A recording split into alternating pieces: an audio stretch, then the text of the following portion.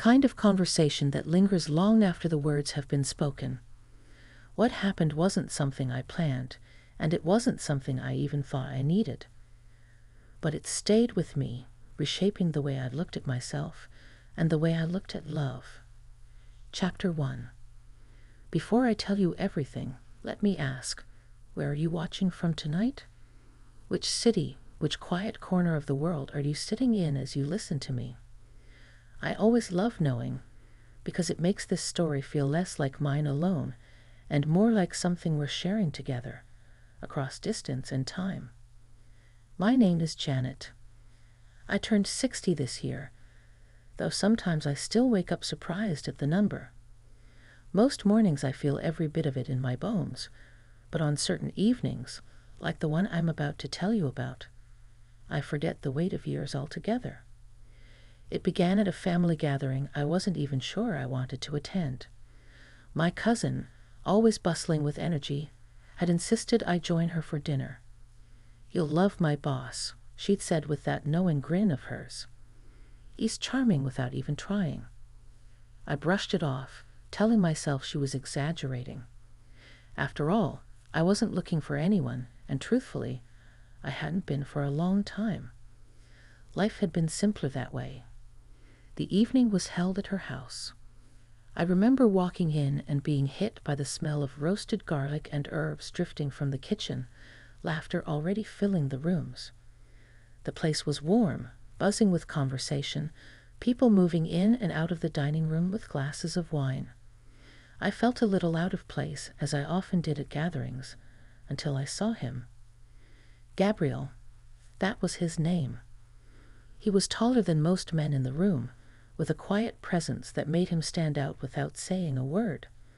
His hair had begun to gray at the temples, and instead of diminishing him, it gave him a kind of dignity.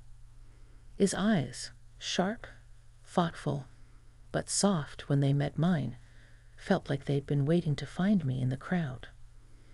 I didn't approach him right away. Instead, I watched from the corner of the room as he listened more than he spoke, offering small smiles, occasional comments that made everyone laugh. He wasn't trying to command attention, but people leaned toward him anyway. Something about his stillness was magnetic. Eventually, my cousin made the introduction. "Janet, this is Gabriel. My boss, the one I told you about." He extended his hand, and when I shook it, his grip was firm, but gentle. There was no rush in him, no need to impress. Just steady eyes meeting mine. "It's a pleasure," he said, his voice low and deliberate. I smiled, almost too quickly, and found myself embarrassed by how much it mattered that he'd noticed me. We made polite conversation at first, where I lived, what I did before retirement, the books I'd been reading lately. But soon the talk shifted into something else. Not small talk, but real talk, the kind that sneaks up on you. At one point, the others had drifted into another room, leaving us at the edge of the dining table with half-empty glasses of wine. He leaned in just slightly, enough that I could catch the warmth of his breath when he spoke. "You don't seem like someone who enjoys crowds," he observed, not as a criticism, but as if he saw something in me most people overlooked. "I don't," I admitted, surprised at my own honesty. "I used to, maybe, but not anymore. I find myself quieter these days." "Quieter doesn't mean less," he said, his gaze steady on mine. "Sometimes it means you've learned what deserves your voice." The words lingered. I felt a rush of something I hadn't in years, a sense of being understood. And I found myself telling him things I rarely admitted to anyone. How life had shifted after I lost my husband, how the house felt too big sometimes, how I wondered if my best years had already passed me by.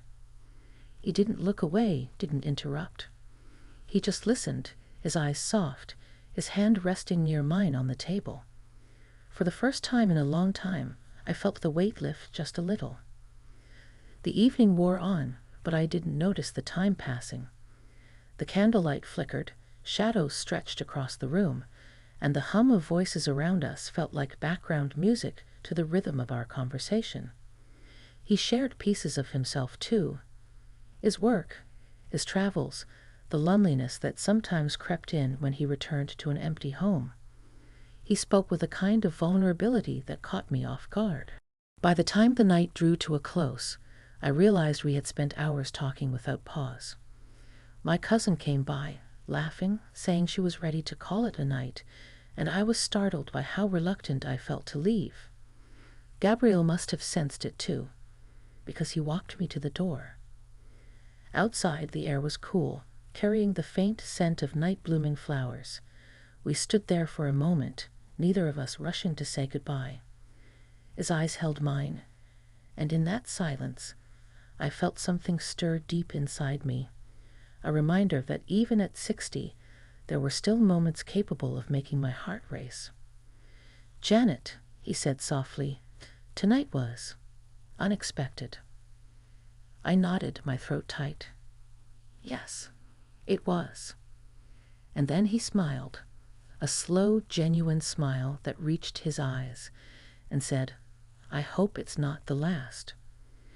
As I walked to my car, I realized I was smiling too. That night, Gabriel hadn't promised me anything, but he had given me something I hadn't felt in years, the belief that maybe, just maybe, there was more waiting for me. That was the night my cousin's boss made me believe again. The morning after that dinner felt brighter than it had any right to be. I made coffee, opened the kitchen window, and let in a ribbon of cool air carrying the scent of damp leaves. For once, the silence of the house didn't press against me. It felt like a soft blanket instead of a heavy coat. I told myself the feeling would pass. Then my phone buzzed. "Good morning, Janet. Thank you for last night's conversation. If you ever want to continue it, with coffee that isn't from a crowded dining room, I know a quiet bookstore cafe that makes a remarkable cinnamon tea. No pressure. Just an invitation." He signed it with a simple, "Gabriel." The message sat there, polite, unassuming, like a hand resting near mine on a table. Close enough to feel, not close enough to claim. I stared out at my small patch of yard, where the hydrangeas had started to fade into paper-dry blues. The me of a year ago would have let the text sit for days, then replied with a safe excuse. The me of this new morning typed, "That sounds lovely. When?" We met on a Wednesday, late afternoon, when the sun reaches low and makes everything look softer.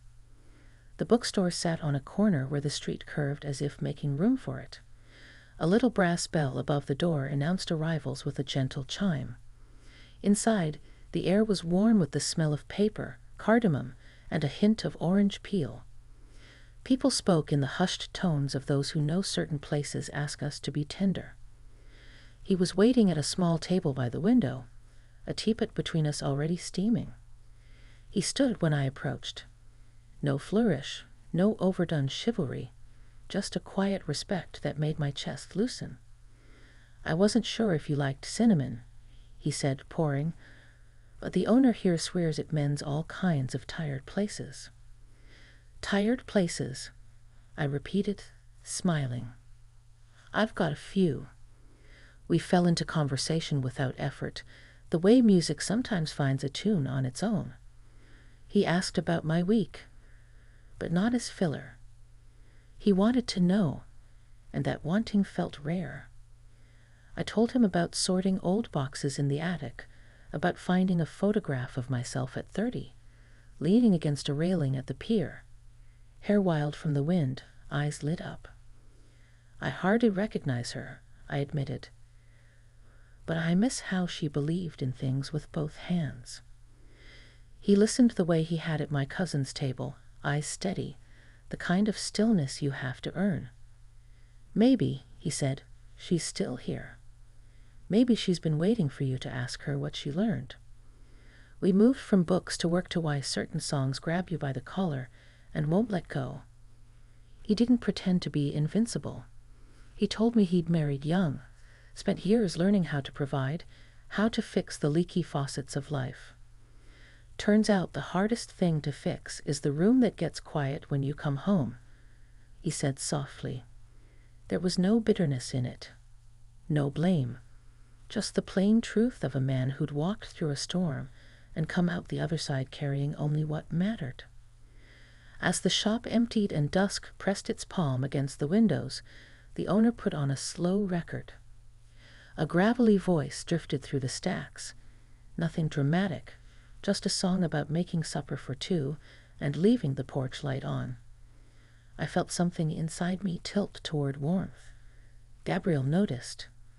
He always seemed to notice. "Would you like to walk a bit?" he asked. "There's a park a block away. The maples are showing off." We stepped into evening like it was a gentle hallway. The park was all copper light and birds making last arrangements. We found a bench under a maple, and the breeze shook loose a small cascade of leaves that landed on my lap like a soft punctuation. He brushed one away slowly, making sure I could see his hand before it reached me. Permission woven into gesture. That small care undid me a little. "I want to ask you something," he said, his voice careful. "If it's too forward, tell me and I'll take it back. Would you like company this weekend for a project that needs a second pair of hands? A light bulb that's hard to reach, a wobbly step, anything at all. I'm good with practical things, and I'd like to be useful." I laughed softly, relieved by the humble ask.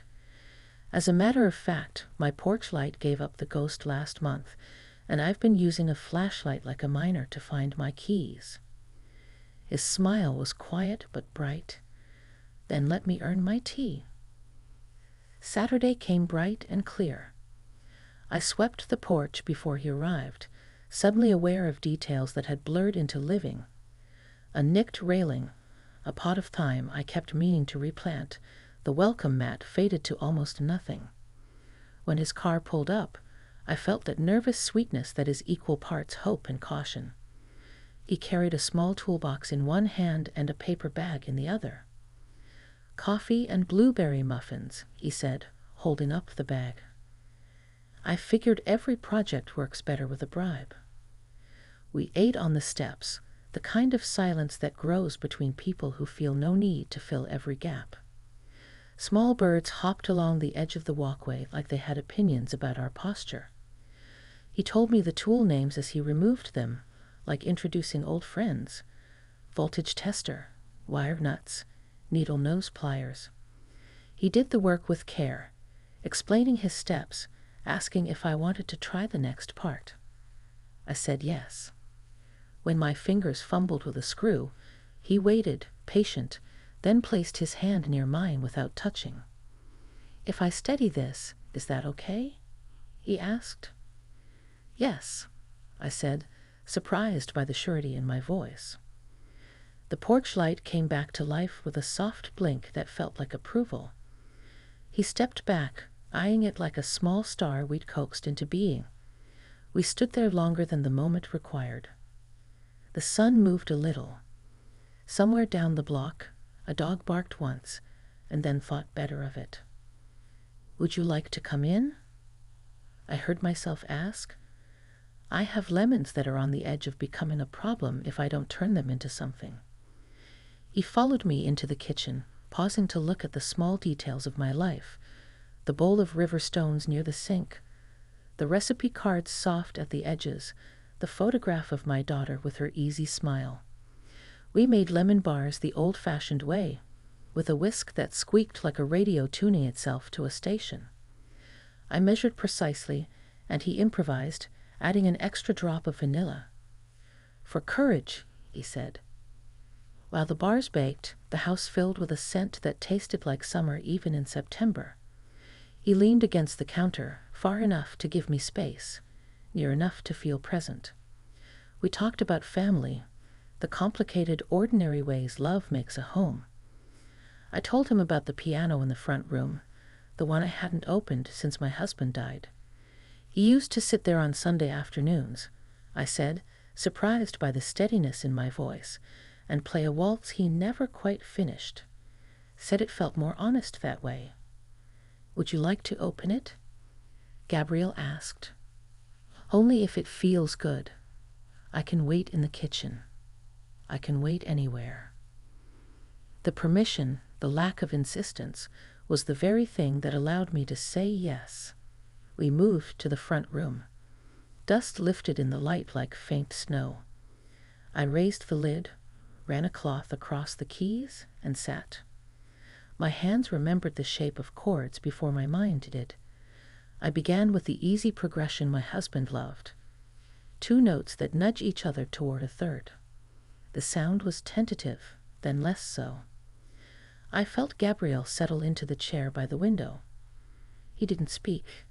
He didn't move, except to breathe. I played slowly, letting the notes find their way. The waltz emerged in pieces, the way memory often does. A fragment here, a curve there, then the part where he'd always stop to laugh at himself. When I reached that familiar pause, my hands hovered. I closed my eyes. The room felt like a held breath. "It's okay to finish it," Gabrielle said softly. "Or it's okay not to. Both are honest." Tears rose before I could argue with them. I let them. The years between then and now slid into place.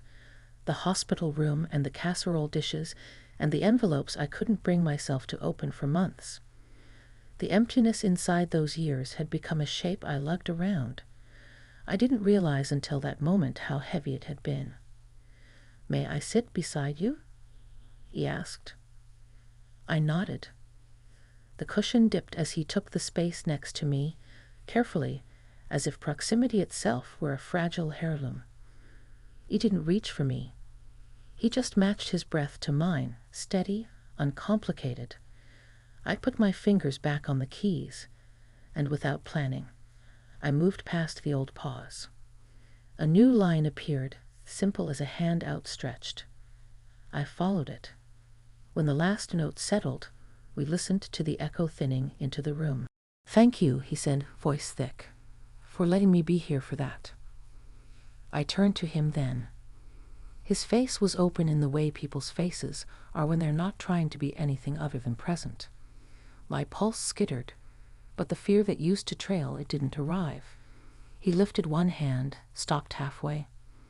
"Is it all right if I—" "Yes," I said again, a second time, clean and clear. He cupped my cheek, palm warm, and I leaned into it. We didn't rush. He moved closer, leaving a pause before each small shift, letting me choose the space between us. When his forehead touched mine, a quiet shiver ran across my scalp, the way wind moves through tall grass. I laughed, startled by joy. "I didn't know I could feel this at 60, I said. "I didn't know I could feel this now," he answered. We didn't kiss right away. We sat there with our foreheads together, 2 small lights burning steady. When we did finally kiss, it was the kind that asks before it answers. Gentle, unhurried, respectful. A promise without a claim. When we let go, the room felt larger, as if we'd opened a window that had been painted shut. We ate lemon bars at the kitchen table, crumbs on our sleeves, and talked about what comes next. Not a map with deadlines, just a path. He said he wanted to know the shape of my days, to be there for the errands and the long stories. I told him I wanted to keep choosing slow. We set easy boundaries out loud, not because we doubted each other, but because speaking them felt like building something sturdy. He would not presume. I would not disappear. We would check in, ask, listen. When evening came, he stood on the porch, looking at the light we had fixed together. "That's a good glow," he said. "It is," I agreed. "It makes the keyhole easier to find." He hesitated, hands in his pockets in a way that made him look younger, almost bashful. "May I call you tomorrow?" "Yes," I said, smiling. "Call me tomorrow." After he left, I washed the teacups by hand. It felt like a small ceremony to end a good day. I dried the piano keys with a soft cloth and closed the lid halfway, the way you do when you intend to open it again soon. I stood at the front window while the streetlights blinked on, one by one, and let myself imagine a future measured not in grand declarations, but in ordinary hours shared kindly. Later in bed, I thought about belief, not the kind that arrives with trumpets, but the kind that grows quietly because someone treated your heart as if it were worth their patience. It is an unexpected thing to be met exactly where you are. It is an even more unexpected thing to say yes to it. And that's what I did, over and over in small ways. I said yes when he texted a photo of the farmer's market and asked if I needed anything. I said yes when he suggested we volunteer at the community garden, where we spent a morning tying up tomato vines and listening to the comfortable complaints of people who loved the work anyway. I said yes when he asked if we could visit the pier from that old photograph. We stood at the railing and let the wind tangle our hair, and I let him take a new picture of me, leaning, yes, but standing a little taller. The believing didn't happen all at once. It arrived in increments, a light that works, a song finished, a porch shared as the sky goes lavender. But there was one moment, a very simple one, that sealed it. We were walking back from the garden with dirt on our hands. He reached for mine, not pulling, not claiming, just offering, and waited. I slipped my hand into his. The fit was ordinary, human, sure. He looked at me as if I'd just agreed to something important. "Thank you," he said. "For what?" I asked, laughing. "For trusting me with your Saturday," he said, and maybe a few days after that. When I went to bed that night, the porch light glowed through the curtains in a small halo. I'd realized I was no longer rehearsing the lonely parts of the day before sleep. Instead, I was cataloging small mercies. The exact sound of a brass bell at a bookstore, the taste of a lemon bar a little too warm to cut straight, the feel of a hand waiting near mine until I said yes. I didn't know where the path would lead, and for once that not knowing felt like a kind of freedom. I believed again, not in fairy tales, but in the tenderness of being seen, in the dignity of asking first, in the bravery of a careful yes, and in the quiet certainty that some lights, once fixed, don't just help you find the keyhole. They help you remember there is a door worth opening.